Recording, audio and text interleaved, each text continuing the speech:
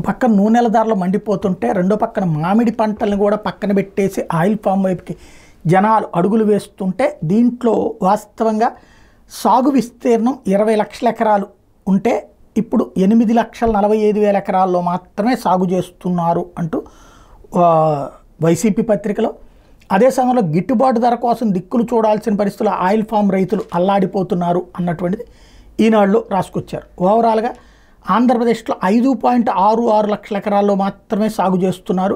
1,74,000 మంది రైతులు మాత్రమే చేస్తున్నారు.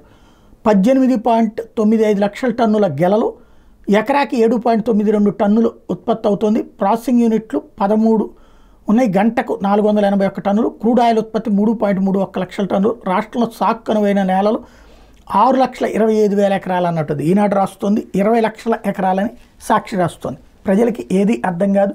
రెండు పరస్పర భిన్నమైనటువంటి కోణంలో ఉన్నాయి. అక్కడేదో పరిశ్రమలు లేక మానేస్తున్నారని ఈనాడు, సాగు విస్తీర్ణం తగ్గిపోయింది అన్నటువంటిది, సగానికి తగ్గిన వేరుశనగ పంట, నువ్వులు, సన్ఫ్లవర్ సాగు పరిస్థితి కూడా అంతే అన్నటువంటి కోణాన్ని వీళ్ళు రాసుకొస్తున్నారు.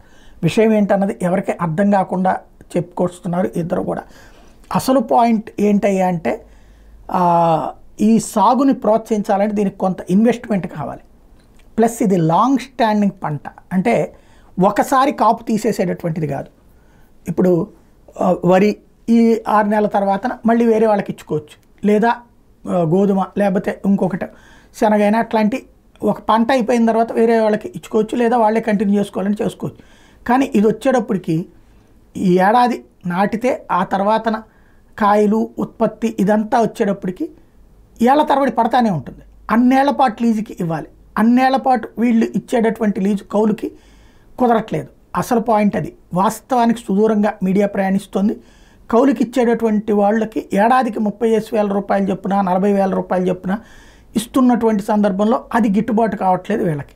దానికి అనుగుణంగా రాయితీలు కావాల్సినటువంటి అవసరం. ఏ దిశగా అడుగులు పడతాయో చూడాల్సి ఉంది.